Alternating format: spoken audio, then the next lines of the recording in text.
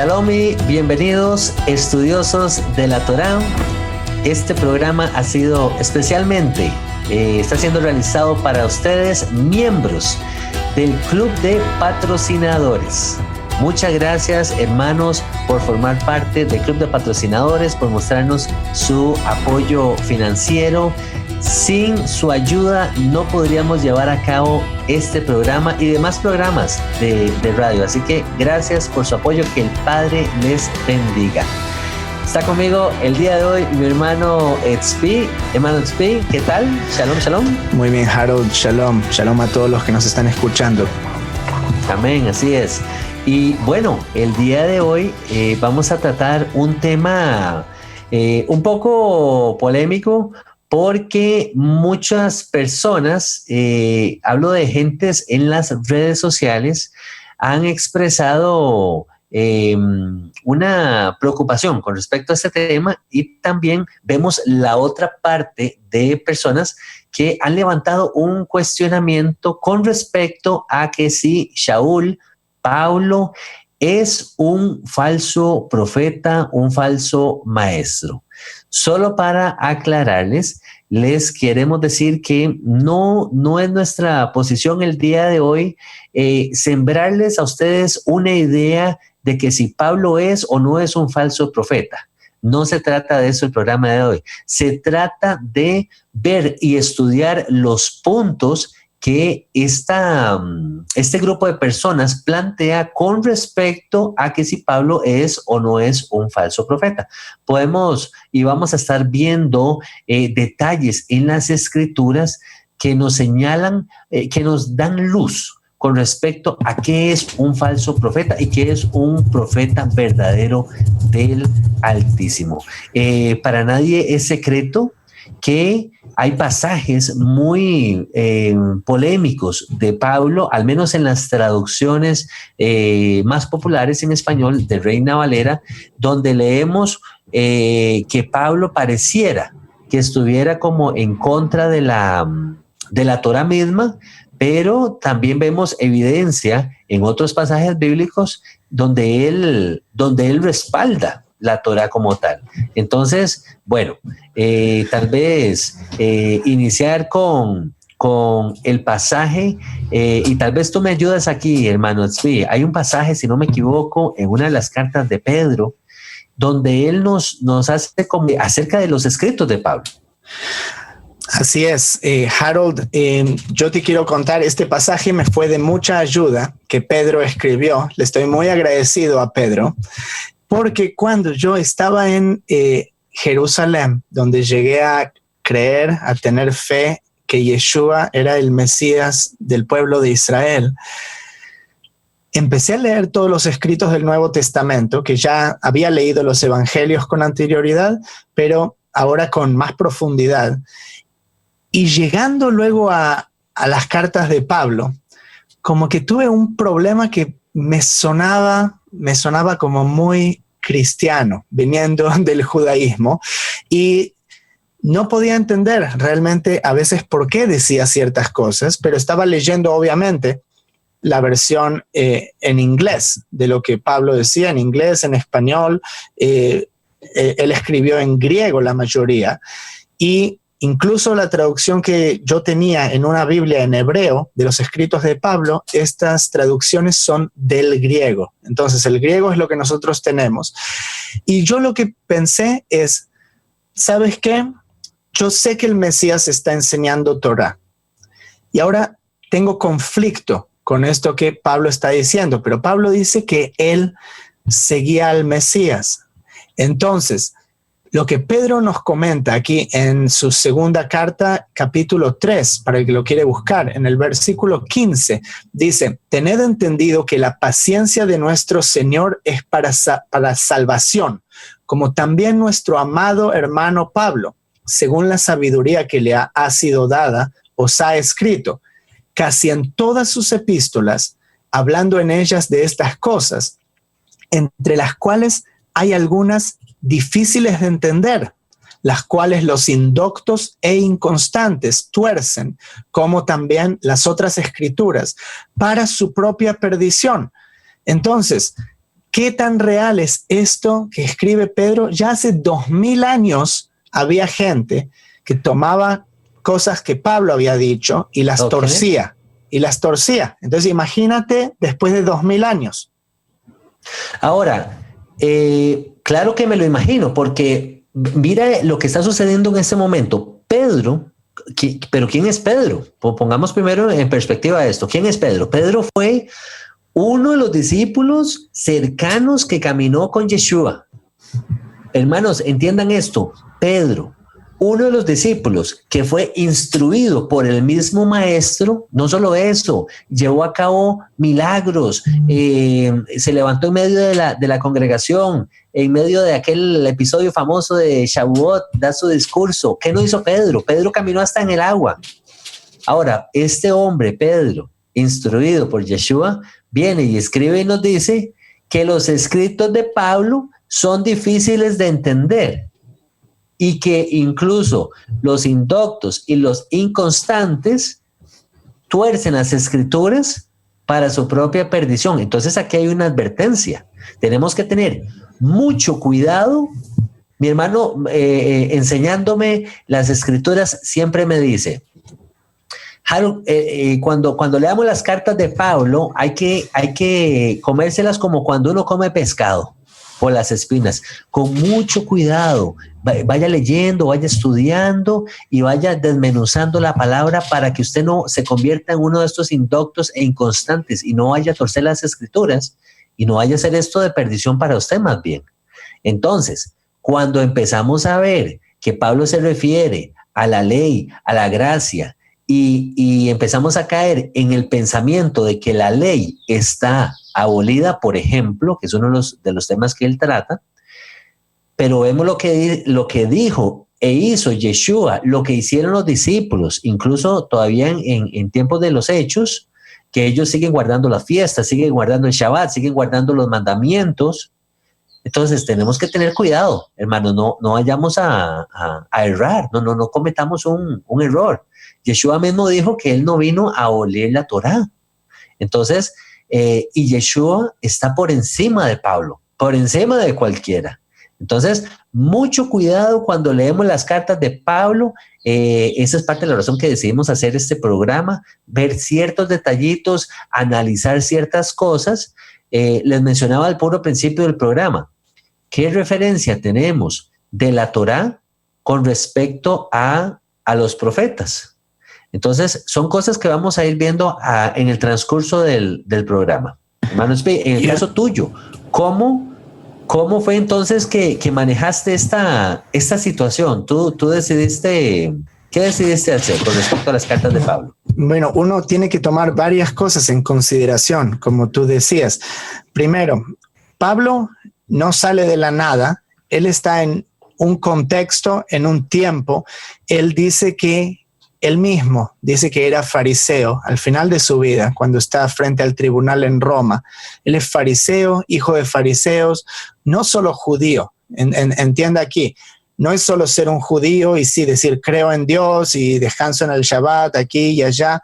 Los fariseos, nosotros vemos con los episodios de Yeshua con los fariseos, eran una secta muy estricta que tenía muchísimas tradiciones. Michael Rood habla de las takanot, que ya decían, hay que hacer esto de esta manera, y si no se hace así, pues está transgrediendo el mandamiento. Él pertenecía a esa secta.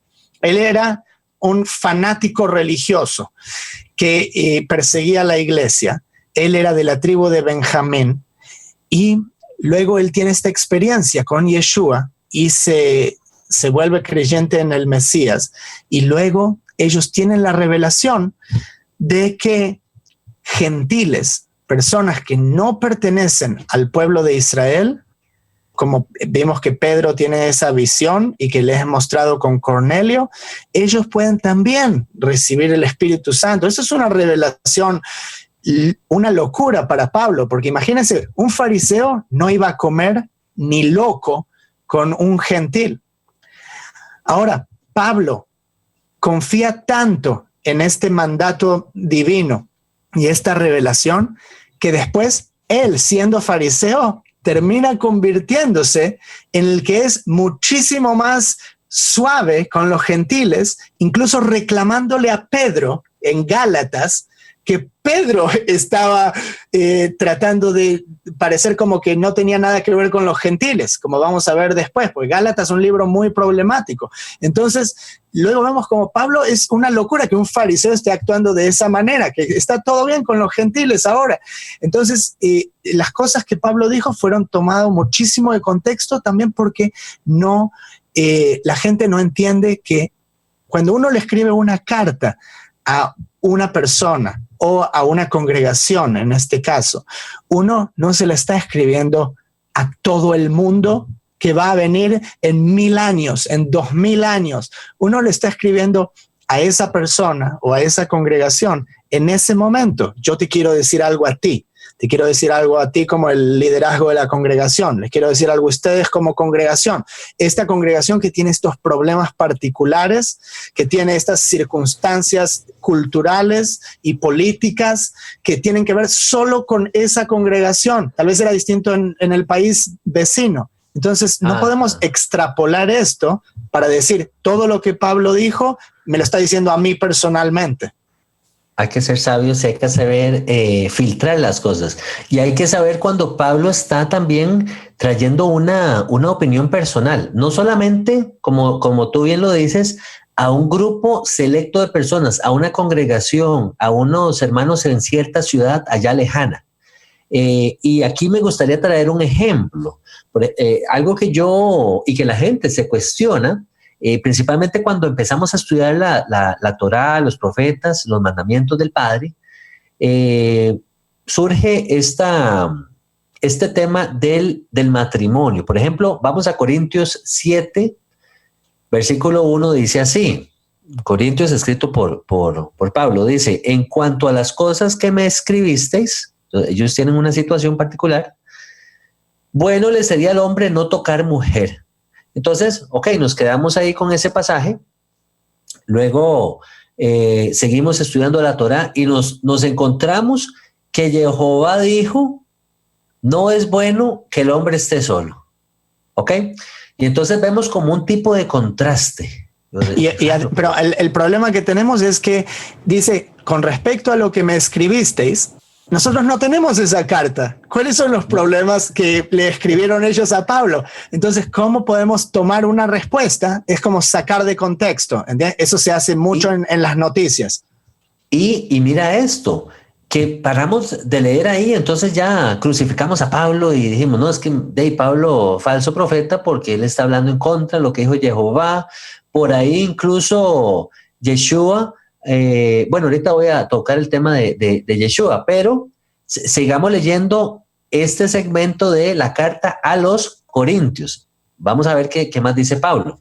Ciertamente no tenemos las cartas que le llegaron a él, pero sí tenemos lo que dice Pablo. Dice, versículo 2 del capítulo 7 de Primera de Corintios. Pero a causa de las fornicaciones, cada uno tenga su propia mujer y cada una tenga su propio marido. Y ahí ya le da ciertas indicaciones al hombre y a la mujer, al esposo y a la esposa. En el versículo 6, ve qué interesante lo que dice. Mas esto digo por vía de concesión, no por mandamiento. Entonces, él hace ahí como un tipo de Michael Roth le llama como una oración parentética. Él hace como un tipo de paréntesis y él hace una aclaración acá. Él dice, bueno, este es el consejo mío para ustedes. Al hombre le sería mejor, pues, no quedarse, no entrar en matrimonio, quedarse solo, porque de esa manera puede dedicarse 100% al ministerio. Cuando ya el hombre se casa, pues ya entra la responsabilidad con la mujer, entra la responsabilidad con los hijos, la familia, mantener el núcleo, etcétera. Ya el hombre se ocupa, pero de no ser así, mejor quédese solito.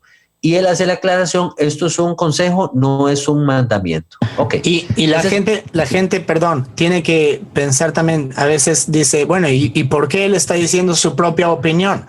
Bueno, Pablo está en una posición de liderazgo espiritual. todas las congregaciones lo miran a él como una persona sabia, tiene el conocimiento de todo lo que es el judaísmo, se sabe la Torá de memoria, tuvo un encuentro con el Mesías en ruta a Damasco. Entonces, él, por supuesto, está en una posición, no hay nada de malo. Ahora ya se perdió eso en tiempos modernos de lo que es el liderazgo espiritual. En el judaísmo vemos como cada uno tiene un rabino, es como un maestro, una autoridad espiritual. Uno dice, no, mi autoridad es solo Dios. Entonces, claro, sí, como Dios no viene y le dice a usted, no haga eso, Él está en el cielo, así a miles de kilómetros, entonces uno no se preocupa. Pero cuando uno tiene a alguien, una autoridad que lo viene a mirar y dice, ustedes ahora se han caído de la gracia, entonces ahí te pone on the spot. Eso es lo que estaba haciendo Pablo. Es como poner en la mira y decir, no está bien lo que ustedes están haciendo. Eso es un tipo de autoridad espiritual y es muy sano y es para edificación de la iglesia. Así es, estoy de acuerdo.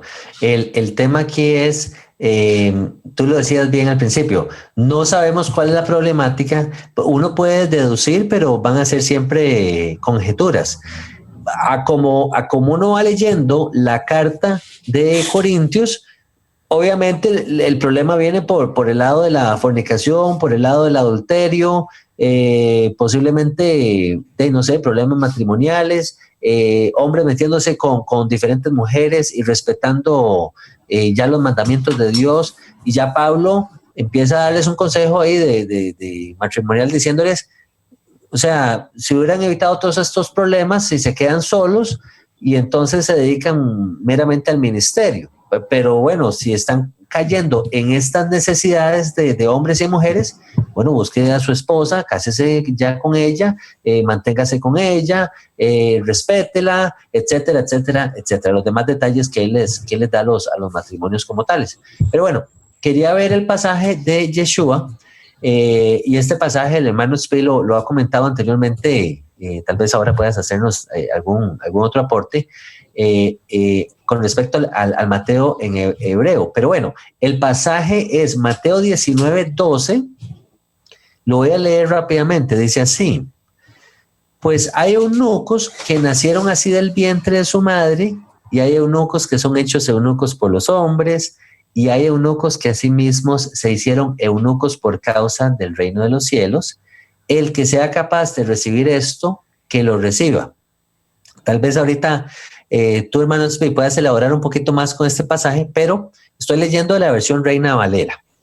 Pero bueno, leyendo este pasaje como tal, sin entrar en estos detalles, que ahorita el hermano Spey nos puede elaborar, Yeshua tiene una posición con respecto a cierto grupo de hombres, y él termina diciendo que el que tenga la capacidad de mantener este don o esta gracia, en otras palabras, de apartarse y no necesariamente tener que entrar en unión con una mujer en matrimonio,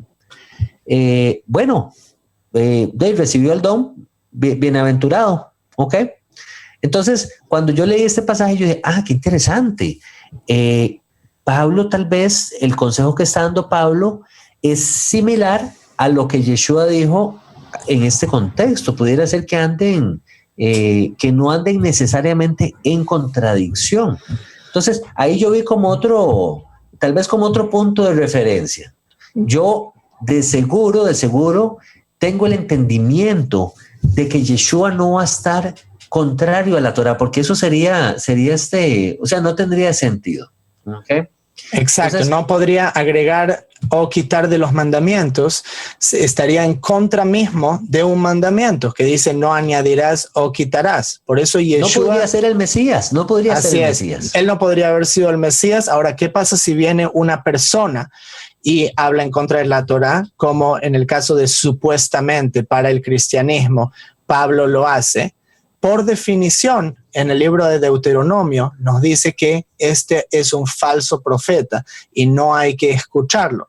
Entonces, si realmente, eso es lo que uno tiene que tomar, ese contexto de decir, ¿debo seguir a alguien que habla en contra de la Torá? O sea, ahora lo que hace el cristianismo es no solo de decir, ¿debo seguirlo o no seguirlo? Dice, sí, vamos a seguir esto que dice de no cuidar la Torá. Así es desde esa perspectiva ellos lo ven, pero nosotros sabemos, no queremos ir en contra de las palabras del Mesías, no queremos ir en contra de las palabras de Jehová. Y Pablo mismo, él no quiere ir en contra de las palabras de Jehová.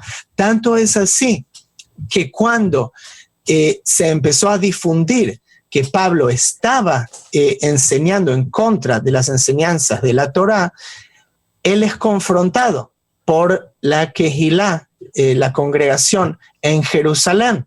Entonces, eso es muy interesante y eso fue una de las cosas que en mi caminar personal me hizo como abrir los ojos de decir, ok, perdón, Pablo, que pensé mal de ti, que aquí veo que tú realmente quieres mostrar que quieres seguir la Torá. Y esto está en Hechos 21, 17. Dice que cuando llegaron a Jerusalén, Pablo se fue a encontrar con Jacob, el hermano de Yeshua, y los ancianos, y se acuerdan que estaba toda esa congregación, ya tenían todas sus leyes, el concilio de Hechos 15, que le dicen a los gentiles que tienen que cuidar y no cuidar, y lo ven a Pablo, y luego de que se saludaron, dice, mira, hay miles de judíos que han creído, y todos son celosos por la Torá. Todos estos gentiles quieren seguir la Torá. Pero se les ha dicho a los gentiles que tú, Pablo, enseñas a los judíos que están entre los gentiles a apostatar de Moshe, diciéndoles que no circunciden a sus hijos ni observen las costumbres. ¿Qué hay, pues? Sí. Para hacer un paréntesis ahí, entonces esto no es algo nuevo, no es un tema nuevo, el asunto de Pablo siendo cuestionado como un falso profeta. No fue algo que surgió ahorita en esta era, en nuestros días. Así es. Entonces, es interesante lo que Jacob le dice. Él no se lo está diciendo de manera como que es verdad, Pablo, que eso estaba sucediendo, como de cuestionarlo, sino se lo está diciendo más como que, miran, están locos, o sea, están diciendo que tú no cuidas la Torá. Entonces, para demostrarles que eso no es así, ni le está haciendo la pregunta de si cuida la Torá. Pues Pablo era fariseo, o sea, él cuida más que la Torá. Recuerden eso. Entonces dice, Jacob les dice, haz esto. Hay entre nosotros 4 hombres que tienen que cumplir un voto. Tómalos contigo, purifícate con ellos y paga sus gastos para que se rasuren la cabeza, que les pague ahí el peluquero, y todos comprenderán que no hay nada de lo que se les informó acerca de ti, sino que tú también andas ordenadamente guardando la Torá. Y entonces Pablo va y hace eso, sin dudarlo, porque Pablo no quiere mostrar, no, sí, estoy enseñando en contra de la Torá. O sea, bueno, está enseñando en contra de la Torá, ya, es un falso profeta, nadie más lo va a seguir. Pero no, como vamos a ver, él está enseñando en contra de la doctrina que dice que uno es salvo por medio de hacer obras de la Torá. Y ya vamos a entrar en eso, Harold, que yo veo mucho de eso hoy en día. En las congregaciones de hoy en día yo veo que Pablo tranquilamente les escribiría como le escribió a los Gálatas, que es una de las cartas que está más tomada fuera de contexto de todas sus cartas para decir que no hay que cuidar la Torá. Pero como vamos a ver, él en realidad está hablando en contra de esos fanáticos religiosos. Y antes de entrar en eso, me gustaría traer a la mesa otro ejemplo rápidamente que se ha prestado para mucha confusión. Y lo digo por experiencia personal, estando yo en el cristianismo, recuerdo incluso yo leer este pasaje, compartiéndoselo a hermanos, padre, perdóname, porque de verdad que uno se mete, como decimos en Costa Rica, en camisa de 11 varas, en situaciones incómodas, mal interpretando cartas de Pablo, como muy bien lo decía Tzvi, citando la carta de Pedro. Dice así en Colosenses, capítulo 2, versículo 16. Dice, por tanto, nadie os juzgue en comida o en bebida, o en cuanto días de fiesta, luna nueva o días de reposo, todo lo cual es sombra de lo que ha de venir, pero el cuerpo es del Mesías. Entonces, la manera en que yo interpretaba esto siendo cristiano, yo se lo presentaba como un pasaje fuera de contexto a otros hermanos, diciéndoles, hermanos, en tema de comida, de bebida, bueno, el licor no, ¿verdad? Porque sí, en el cristianismo nos enseñaban que tomar era malo y que no podíamos ni siquiera tomarnos una copita de vino ni nada de eso, ¿verdad? Pero en cuanto a comida, hermanos, no deje que nadie lo juzgue, porque aquí Pablo está diciendo que en cuanto a la comida no hay problema, podemos entrarle a cualquier tipo de comida. Y luego eso lo asociaba con el tema de Pedro, cuando tuvo la visión previo a ver a Cornelius, que él dijo que Dios le había dicho que él podía comer cualquier tipo de animal. Entonces, ya le daba como forma a esto. Yo tenía mi propia doctrina, que yo sé que muchos hermanos la comparten en el cristianismo. Luego sigue diciendo, en cuanto a días de fiesta, no hay ningún problema. Podemos ir a celebraciones, Navidad, Pascua, si fuera ya los huevos de Pascua en Estados Unidos, celebraciones de cumpleaños. No estoy diciendo que sean malas o no, simplemente que yo las metía todas en un solo paquete. Halloween y el Día de los Muertos allá en México, y luego seguía leyendo yo aquí Luna Nueva o días de reposo. Días de reposo lo asociaba con el día domingo. Entonces, para recapitular, para resumir, que a mí nadie me juzgue en lo que yo me como, en lo que yo celebro y en que yo guardo el domingo, en que yo voy al culto el domingo, porque aquí Pablo lo está así declarando, porque todo esto es sombra de lo que había de venir, porque el cuerpo es del Mesías y yo ya no entendía nada más ahí, sino que ya tomaba lo que me convenía y vámonos. ¿Me entiendes, hermano Spi? ¿Qué tan fácilmente puede uno malinterpretar un pasaje, un versículo de una carta de Pablo? Totalmente. Y a mi conveniencia. Y esto es por la razón que decimos, que uno se imagina a sí mismo como un colosense, sin siquiera saber dónde está Colosia, ni qué tipo de gente es la congregación a la que Pablo le estaba escribiendo. Entonces, primero hay que tener en cuenta, Yeshua dijo que él no vino por nadie más excepto por las ovejas perdidas de la casa de Israel. Sabemos que estas ovejas perdidas son los israelitas que fueron exiliados en las naciones por su desobediencia, las tribus perdidas. Yeshua le dio la misión a los apóstoles de que vayan a hacer discípulos en todo el mundo buscando a esas ovejas perdidas. Ese es el objetivo. En toda la profecía nos cuenta que esas ovejas perdidas van a regresar.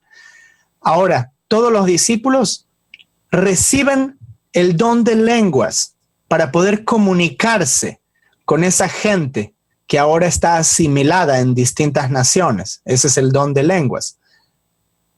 Ahora, cuando Pablo va a buscar gente por toda Europa, en todo el área del Mediterráneo, él está buscando esas ovejas perdidas. Él no le va a hablar a paganos. Él le está hablando a congregaciones, muchas de las cuales eran judíos asimilados, muchas de las cuales eran israelitas perdidos. Como resultado y como consecuencia de esto, hay gentiles que también van a ser traídos en la cosecha. Pero el objetivo principal es traer a estas ovejas perdidas de la casa de Israel que fueron asimiladas. Luego no hay diferencia entre el gentil y el israelita. Todos son bienvenidos. Pero entonces Pablo viene a hablarle a los colosenses. Este grupo de gente que estaba tratando de cuidar los mandamientos. ¿Qué pasa si usted de un día para el otro deja de celebrar la Navidad, deja de ir a la iglesia, deja de ir a comer un asado con sus amigos porque comen puerco? ¿Cómo lo van a juzgar a usted?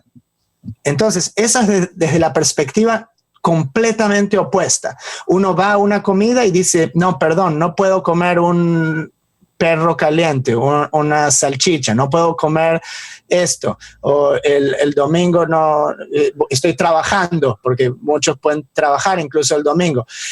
Entonces dice, cuando ustedes comiencen a seguir la Torá, Pablo les dice, no dejen que los paganos les juzguen, diciendo ahora que lo que comes y bebes, o qué días tú estás celebrando ahora, o este día de luna nueva, este día de Shabbat, y luego esto que le pusieron. Todo esto son sombras de cosas por venir, y luego ponen en el español, pero el cuerpo es de Cristo, como poniendo un contraste que no existe realmente. Todas estas cosas, todos los Moadim, todos los tiempos señalados que nos habla el Eterno, proféticamente, todo esto es una sombra por venir, pero el cuerpo es de Cristo. Pero todo eso no importa. Bueno, esa palabra pero ni siquiera es una palabra pero en el griego. Es una palabra que puede ser traducida de muchísimas maneras, una de las cuales es y, el nexo y. Entonces, si lo mira en lugar del pero, le pone un y, todo esto, todas estas cosas, el Shabbat, los tiempos señalados, la comida y la bebida, todo esto son sombras de cosas por venir. Y el cuerpo es del Mesías. Significa, no se preocupe por todos los paganos que lo están juzgando. El cuerpo del Mesías es diferente, está santificado. ¿Lo ves así, Harold? Claro que sí. De hecho, una de las razones por las que se malinterpreta, diría yo, este pasaje bíblico es porque desconocemos la Torá, desconocemos lo que dicen los mandamientos, desconocemos las fiestas del Señor, cuál es su significado, cuál es su peso, la importancia de guardar las fiestas. Entonces, no sabemos tampoco qué hablaron los profetas, desconocemos incluso lo que dijo Yeshua con respecto a la Torá como tal. Entonces, hermanos, qué cuidado hay que tener a la hora de leer las cartas de Pablo, saber filtrar bien qué es lo que estamos leyendo, sin caer en una mala interpretación. Entonces, otro caso interesante con respecto a de la comida, lo encontramos, quiero leerlo en Primera de Timoteo 4. Vamos a Primera de Timoteo 4 rápidamente, que era otro pasaje que yo leía, les comento la parte personal, yo leía y entonces caía también en esta mala interpretación de las cartas de Pablo. Ahora, importante aquí, el mismo Pablo dice que toda la escritura es inspirada por Dios. Entonces, yo siendo cristiano, antes de entrar en esto de Timoteo, yo entendía, hermano Smith, en el caso mío, que toda la escritura, yo veía la Biblia, ¿verdad? Génesis a Apocalipsis, era inspirada por Dios. Yo no estoy diciendo que las cartas de Pablo no sean inspiradas por Dios o que los evangelios no sean inspirados por Dios o que incluso el libro de Hechos o Apocalipsis. Lo que sí podemos saber por un contexto histórico y cronológico de un tema de tiempo es que cuando Pablo dice que toda la escritura es inspirada por Dios, él se está refiriendo a la Torá, a los profetas y a los escritos, entiéndase Proverbios, Salmos, Eclesiastés y todas estas cartas, todos estos escritos. Pero evidentemente no se estaba refiriendo a los evangelios, al libro de Hechos, a Apocalipsis, porque todo eso o se está escribiendo en ese momento o se escribe incluso un poco después. Entonces, a mí se me hacía un enredo, un colocho en la cabeza, yo me perdía en el tiempo, yo decía, no, pero es que si aparece entonces ahí en la carta de Pablo y Pablo lo dijo de esa manera, es porque es inspirado por Dios y el mismo Pablo dijo que todo es inspirado por Dios y yo metía todo en una misma caja, por así decirlo. No, todo es inspirado por Dios y nuevamente no me malinterpreten, hermanos, yo no estoy diciendo que el Nuevo Testamento o que el Brit Hadashah no fue inspirado por Dios. Yo lo que estoy diciendo es que a lo que Pablo se está refiriendo en ese momento no es a sus propias cartas. O sea, sería absurdo decir, yo escribí esta carta ahorita y entonces esto es inspirado por Dios. No. Él se está refiriendo a la Torá de los profetas y a los escritos. Yo me imagino en el caso tuyo, Tzvi, siendo tú judío y entendiendo la parte de la cultura judía, habiendo sido, digamos, los judíos criados en la Torá y los profetas, que alguien se levante y diga, bueno, acabo de hacer una carta a unos hermanos allá en Colosenses y esto es inspirado por Dios. O sea, no tendría sentido para ti o para cualquier otro judío. Y cuando se habla de las escrituras, inmediatamente yo sé que tú asocias las escrituras con el Tanakh o con la Torá y con los profetas y los escritos. Eso es como algo que uno va entendiendo en el camino a medida que vamos estudiando la Torá y los profetas, ¿verdad? Incluso los evangelios, el testimonio de Yeshua. Pero bueno, eso era un paréntesis. Quería nada más leer este pasaje de Timoteo rápidamente para asociarlo con el tema de la comida. Ve lo que dice 1 Timoteo 4:1. Pero el Espíritu dice claramente que en los postreros tiempos algunos apostatarán de la fe, escuchando espíritus engañadores y a doctrinas de demonios, por la hipocresía de mentirosos que, teniendo cauterizada la conciencia, prohibirán casarse y mandarán abstenerse de alimentos que Dios creó para que con acción de gracias participasen de ellos los creyentes y los que han conocido la verdad. Porque todo lo que Dios creó es bueno y nada de desecharse si se toma con acción de gracias. Entonces, porque la palabra de Dios dice, y por la oración es santificado. Yo venía a agarrar la chuleta de cerdo y le decía a la gente, no hay ningún problema, no hagas caso de aquellos que se han levantado en esos tiempos diciendo que no se puede comer de comidas impuras, que hablaban el Deuteronomio, que hablaba la ley, porque Pablo le dice a Timoteo que entonces ya podemos comernos todo porque más bien Pablo está hablando aquí supuestamente de que en aquel tiempo se van a levantar falsos profetas, falsos maestros y van a prohibir van a decirnos que nos tenemos que abstener de alimentos que Dios creó. Y entonces que con orar nada más y dar gracias, ya todo quedó limpio y que nada se puede desechar, que qué pecado más bien desechar esa comida con tanta gente que se está muriendo de hambre, etcétera, y por la oración todo es santificado. O sea, hermanos, entendamos el contexto aquí.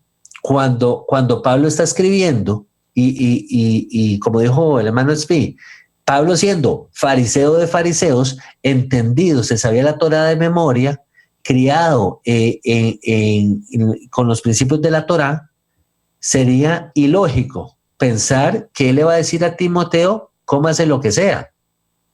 Lo que yo no estaba poniendo atención aquí era en el pasaje número 3, donde dice, mandarán a abstenerse de alimentos que Dios creó. Si vamos al inicio de las Escrituras y vemos cuáles son los alimentos que Dios creó, entonces nos podemos hacer la pregunta, ¿creó Dios el perro, por ejemplo, o el gato como alimento? No, Pablo viene hablando en el contexto que se sobreentiende para ellos, en el contexto hebreo, de la definición de qué son alimentos. Él viene hablando de comida, o sea, se sobreentiende para Pablo cuando él escribe.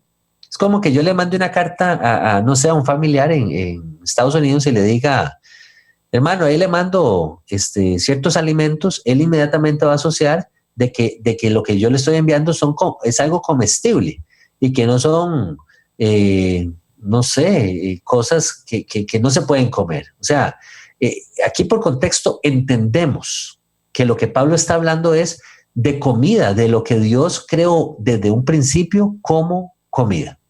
Nada más quería traer ese ejemplo, hermano Tzvi, de otro detalle que malinterpretamos acerca de las cartas de Pablo. Y es muy importante ver también cómo ahí en el mismo contexto dice, porque está santificado por la palabra. para aquellos que saben, conocen la verdad. Entonces, las cosas que están santificadas por la palabra significan las cosas que fueron declaradas limpias para comer en la Torá. Claro. No puede estar fuera de ese contexto. Y lo mismo cuando Yeshua está hablando en casa de fariseos, en Marcos 7. Dice, lo que entra a la boca no es lo que contamina. Entonces puedes comer lo que quieras, porque no te contamina. Ese no es el punto. No es el contexto. Entonces, siguiendo con malentendidos con respecto a la comida, nosotros tenemos también otro malentendido en Primera de Corintios, capítulo 10, y también él habla de esto en Romanos 14. Entonces es bastante importante, porque acá el punto que tenemos es que había mucha gente que no quería comer aquello que fue sacrificado a los ídolos. Ahora, olvídese de si es puro o impuro, si es kosher o no. Obviamente, una persona creyente no va a ir a comprar cerdo al mercado. Él está hablando de comidas que un creyente va a ir a comprar. Entonces, había una división. Había gente que creía que está bien ir a comprar al mercado. Uno no sabe que ese cordero fue sacrificado a un ídolo y ahora lo están vendiendo al mercado. Yo estoy comprando cordero. Eso es kosher, está santificado por la palabra, no hay ningún problema. Había otro grupo que decía, no, esa carne fue sacrificada a los ídolos, tú no la puedes comer bajo ninguna circunstancia. Entonces, en ese contexto, fíjese ahora, Primera de Corintios 10, comenzando del 18, dice, mirad a Israel según la carne, los que comen de los sacrificios no son partícipes del altar. ¿Qué digo pues? ¿Que el ídolo es algo o que sea algo lo que se sacrifica a los ídolos? Antes digo que lo que los gentiles sacrifican, a los demonios los sacrifican y no a Dios. Y no quiero que vosotros os hagáis partícipes con los demonios. Entonces Pablo está condenando cosas sacrificadas. No podéis beber de la copa del Señor y de la copa de demonios. No podéis participar de la mesa del Señor y de los demonios. Entonces, luego dice, en el verso 25, fíjese, de todo lo que se vende en la carnicería, comed, sin preguntar nada por motivos de conciencia. No está hablando si uno va a preguntar, ¿es eso cerdo o no es cerdo? Más bien va a preguntar si algo fue sacrificado a los ídolos. Obviamente uno va a comprar cosas que están permitidas comer. Pero dice, no preguntes nada, ¿dónde estaba esa carne antes de llegar ahí? Solo cómela. Entonces dice, si algún incrédulo os invita y queréis ir, de todo lo que os ponga delante, comed, sin preguntar nada por motivos de conciencia. El mismo contexto. No significa que él va a matar a su perro delante suyo y se lo va a hornear y luego lo pone delante suyo. No haga ninguna pregunta, cómase al perrito. No, está diciendo, obviamente le van a servir carne que usted come, porque está hablando dentro de congregaciones. Ahora, ¿de dónde vino la carne? No te pongas a discutir. Si a usted lo invitan a una comida y no sabe, yo tengo problemas también con cosas de salud, principalmente alimentos genéticamente modificados, imagínense. Entonces hicieron algo que tal vez tiene algo que yo no como y yo no sé el origen o procedencia de eso. Pero Pablo dice, no preguntes y acéptalo con gracias. Pero dice, esto fue sacrificado. Si alguien les dice que fue sacrificado a los ídolos, no lo coman, porque sabemos que está prohibido comer lo que fue sacrificado a los ídolos, y eso va de la mano con uno de los decretos de Hechos capítulo 15. ¿Se acuerdan que Pablo, él estaba en contacto con la congregación en Jerusalén? Y uno de los cuatro decretos que determinaron para los gentiles que llegaban a la fe, era que no comiesen cosas sacrificadas a los ídolos. Entonces, lo que hay que tener en cuenta es, él dice, no hacérsela complicada con respecto a tu conciencia. No sabes de dónde viene, pero sabes que es puro, obviamente. Está bien que lo comas. Pero si alguien te dice que eso fue sacrificado a los ídolos, entonces no lo coma. En Romanos 14, algo parecido, está hablando de gente que había dejado de comer carne del todo y se volvieron vegetarianos para no tener que tener ese problema. Entonces él dice, está bien que sean vegetarianos. El que decide comer carne está comiendo para el Señor. El que decide no comerla, entonces no la come. ¿Por qué? Porque está preocupado de que quiere agradar al Señor. Entonces, ese es el contexto. Entonces, uno no puede tomar, como el cristianismo decidió tomar un verso fuera de contexto y decir, bueno, esto está hablando de que ahora podemos comer cerdo. O sea, pues no tiene nada que ver. Es muy lejos de eso. No era comida, para empezar, desde el puro principio, el cerdo nunca fue comida, así como toda esta lista de animales impuros que el Altísimo nos señaló en la Torah como tal. Entonces, qué importante volver al inicio de las cosas, estudiar el contexto. Tenemos que leernos el libro completo, en otras palabras, y tenemos que empezar desde el principio. No podemos pretender empezar a leer las Escrituras por el Evangelio de Juan, que es lo que nos recomendaban, al menos a nosotros en el cristianismo, en la línea que nosotros traíamos. Otro ejemplo, hermanos B, que surge, además del ejemplo de la ley y la gracia, que ya lo hemos hablado en otro programa de radio. Manos, les motivamos a que den una revisadita de los programas de radio que están disponibles también en la página. Ahí tocamos ese tema y entramos a mayor profundidad con el tema de la ley y la gracia.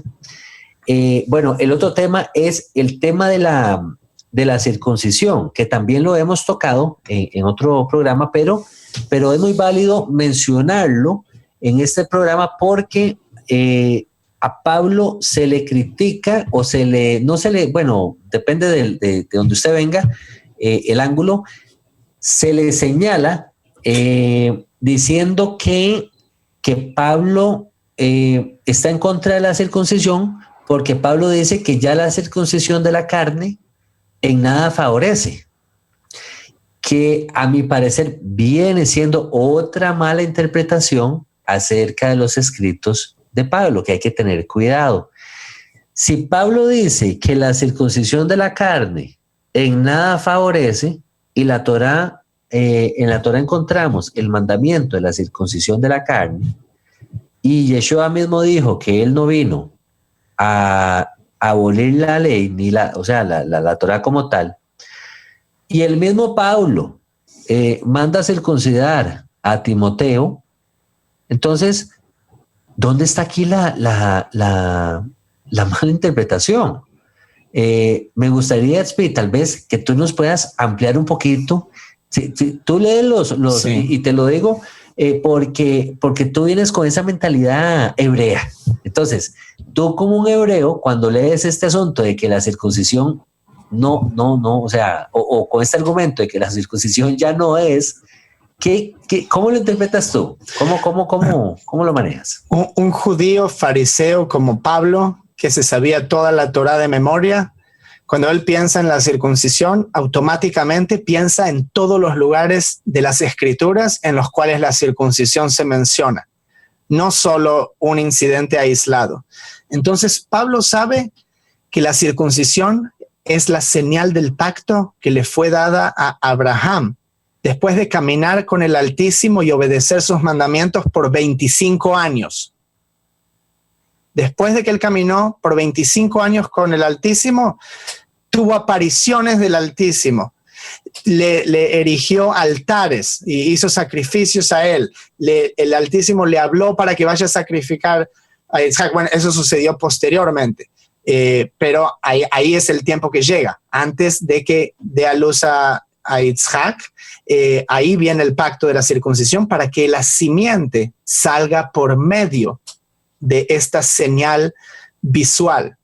Pero hasta ese entonces ya no le dijo nada sobre circuncidarse.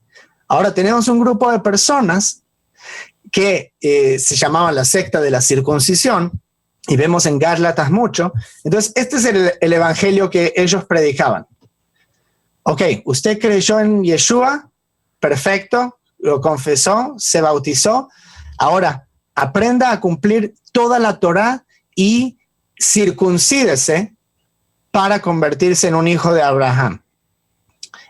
el verdadero evangelio que aparece en la Torá y que Pablo predica, y por qué él tan vehementemente se opuso a esta secta, es que tú llegas a la salvación por medio de creer en Yeshua, por medio de creer en su enseñanza y dejar el camino de iniquidad y volverse al Eterno. Ya uno se convierte en hijo de Abraham, con eso solo. No necesita todos estos requisitos, todos estos procedimientos. Entonces, ese es el problema que Pablo tiene en Gálatas.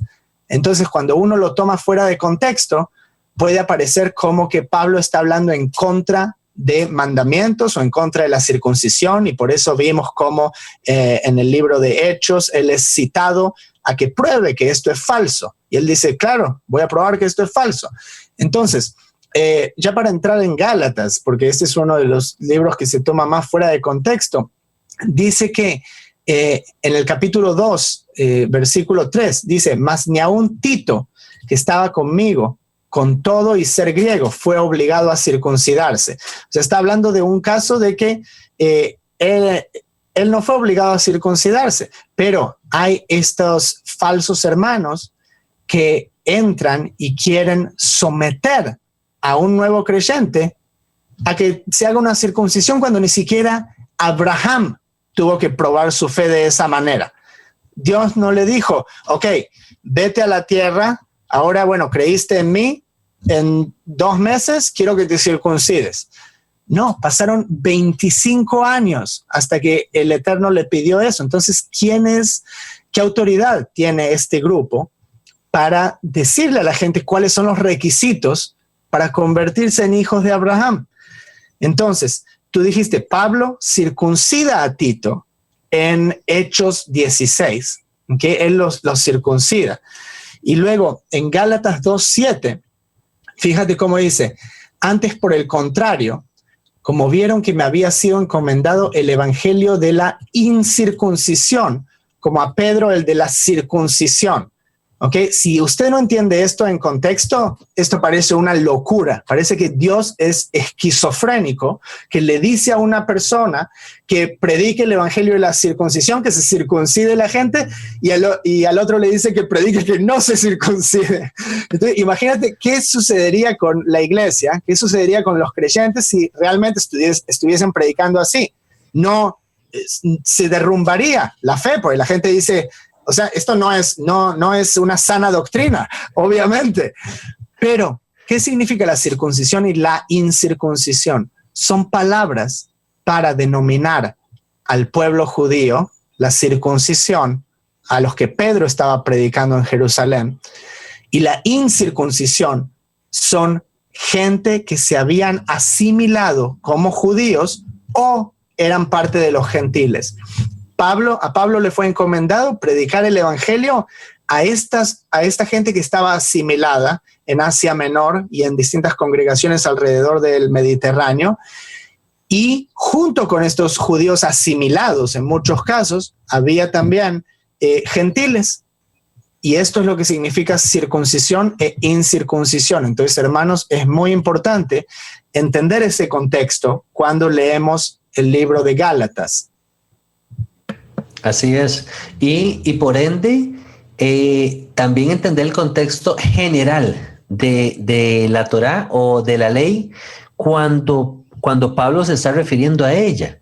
Muchas veces encontramos pasajes, por ejemplo, en Romanos 10:4, donde dice, el fin de la ley es Yeshua. O sea, depende del ángulo con que lo leas, el fin de la ley es Yeshua. Ok, entonces la ley llegó hasta un punto y ahora de aquí en adelante arrancamos con Yeshua. O sea, es contradictorio porque Yeshua mismo es la Torá viviente. Él mismo vino a cumplir los mandamientos del Altísimo, no a cumplirlos para que llegaran a un final, sino para que fuéramos un modelo y para mostrarnos que nosotros también podíamos vivir guardando sus mandamientos, guardando sus instrucciones que fueron dadas para vida y no para muerte. Luego también tenemos pasajes ahí mismo en Gálatas, donde Pablo, al menos en el español, dice que estábamos cautivos bajo la Torá. En Efesios dice que se menciona la abolición de la ley de mandamientos expresados en ordenanzas. También hay que entender cuál es el contexto al cual Pablo se está refiriendo. ¿Está hablando de la Torá como tal o está hablando de mandamientos de hombres que fueron dadas como ordenanzas, así como lo hacían los fariseos? Michael Root habla mucho de estos mandamientos hechos por hombres, pero considerar, hermanos, también el otro contraste, que lo encontramos en varios pasajes en Romanos. Tal vez voy a citar algunos así rápidamente. Dice: porque no son los oidores de la Torá los justos ante Elohim o ante Dios, sino los hacedores de la Torá serán justificados. Pero un momento, no era que no era por obras para que nadie se gloríe. Entonces, pero Pablo aquí está diciendo otra cosa. ¿Me van entendiendo, hermanos? Pareciera ser que hay como que no hay una consistencia, porque Pablo por allá dice una cosa y luego por acá dice otra. ¿O seremos nosotros los que estamos malinterpretando?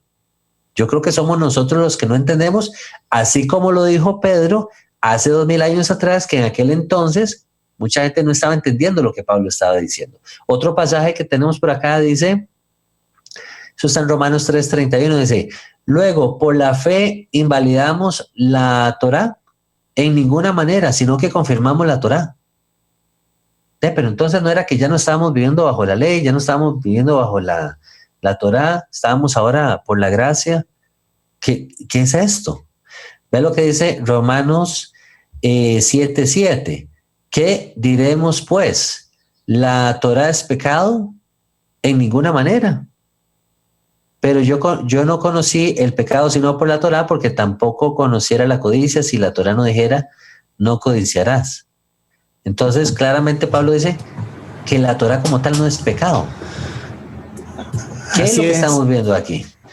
Y yo quiero invitar a la gente, ya por una cuestión de tiempo no vamos a llegar a leerlo todo, pero yo quiero invitar a la gente a que lea todo Romanos capítulos 7 y 8 para tener un contexto de lo que Pablo está hablando. Hay una sola palabra griega, nomos, que es traducida como ley, pero si ponen atención, Pablo está hablando de 3 leyes distintas. Entonces, cuando uno interpreta cada instancia en la que él dice ley, que signifique lo que le conviene a uno, entonces se puede quitar de contexto. Pero él habla muy en contraste de la ley del espíritu y luego de la ley del pecado y muerte y luego de la ley de la Torá. Entonces, cuando él habla que no estamos más bajo la ley, él está hablando de esta otra ley que él descubrió, que aparece en su mente, que es nuestro Yetzer Hará, es nuestra inclinación a hacer lo malo. Eso que todos tenemos esa tendencia de por qué tenemos que hacer lo malo, cedemos a esa tentación en lugar de hacer lo que es bueno. ¿Cómo vamos a saber lo que es bueno? Pablo dice, de acuerdo a la Torá, porque si la Torá no nos dice dónde está el límite de qué es lo que se puede y qué es lo que no se puede hacer, entonces uno no tiene un parámetro sobre el cual basar su vida. Entonces él dice, sigan la Torá, que es buena y que es santa, y ya no estamos más sobre la ley de el pecado, esa ley de los miembros.